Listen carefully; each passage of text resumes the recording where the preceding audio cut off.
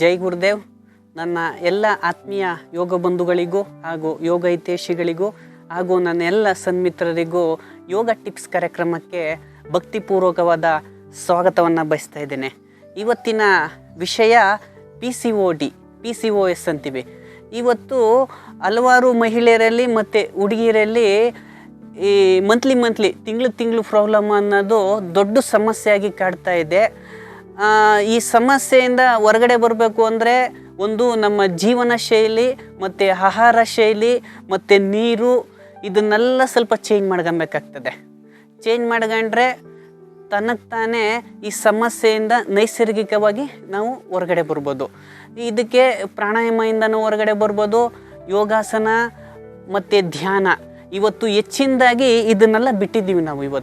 ಇವತ್ತು ಮಹಿಳೆಯರಿಗಾಗಿರ್ಬೋದು, ಹುಡುಗಿಯರಿಗಾಗಿರ್ಬೋದು ಮನೆಯಲ್ಲಿ ಕೆಲಸ ಕಾರ್ಯಗಳಿಲ್ಲ. ಯಾಕೆ ಅಂದರೆ ಎಲ್ಲರೂ ಇವತ್ತು ಶ್ರೀಮಂತರಾಗಿದ್ದೀವಿ. ಯಾವ ರೀತಿ ಶ್ರೀಮಂತರು? ನಮ್ಮ ಮನೆಯಲ್ಲೇ ಒಂದು 4-5 ಜನಕ್ಕೆ ಕೆಲಸ ಕೊಟ್ಟು ಇಟ್ಕೊಂಡಿರ್ತೀವಿ. ನಾವು ಕಸನೂ ಗುಡಿಸಲ್ಲ, ಪಾತ್ರೆನೂ ತೊಳೆಯಲ್ಲ, ಯಾವುದೇ ರೀತಿ ಕೆಲಸ ಕಾರ್ಯಗಳು ಮಾಡಿದರೆ ಸುಮ್ಮನೆ ಫೋನ್ ಹಿಡ್ಕೊಂಡು ಇಂಟರ್ನೆಟ್ನ ನೋಡ್ಕೊಂಡು ಆಮೇಲೆ ರೀಲ್ಗಳನ್ನ ಹಿಂಗೆ ಅಂತ ಇರ್ತೀವಿ, ಮುಂದಕ್ಕೆ ಕಳಿಸ್ತಾ ಇರ್ತೀವಿ, ನೋಡ್ತಾ ಇರ್ತೀವಿ. ಅದನ್ನು ಸ್ವಲ್ಪ ಬಿಟ್ಟು ನಮ್ಮ ಮನೆ ಕೆಲಸ ಕಾರ್ಯಗಳನ್ನ ನಾವೇ ಮಾಡ್ಕೊಂಡು ಆಮೇಲೆ ಸ್ವಲ್ಪ ಧ್ಯಾನ ಮಾಡ್ಕೊಂಡ್ರೆ ಈ ಸಮಸ್ಯೆಯಿಂದ ನೈಸರ್ಗಿಕವಾಗಿ ಹೊರಗಡೆ ಬರ್ಬೋದು. ಇವತ್ತು ಈ ಮೊಬೈಲ್ನ ಹೆಚ್ಚು ಬಳಸೋದ್ರಿಂದ ಆತಂಕ, ಉದ್ವೇಗ, ಕೋಪ ಮತ್ತು ನರಗಳ ದೌರ್ಬಲ್ಯದಿಂದ ಈ ಸಮಸ್ಯೆಗಳಾಗ್ತಾ ಇದೆ. ಈ ಸಮಸ್ಯೆಯಿಂದ ಹೊರಗಡೆ ಬರಬೇಕು ಅಂದರೆ, ಈ ಟೆನ್ಷನ್ನಿಂದ ಮುಕ್ತಿ ಆಗಬೇಕು ಅಂದರೆ ಒಂದು ಮೆಡಿಟೇಷನ್ನು ಮತ್ತು ಧ್ಯಾನ ಅಂತೀವಿ.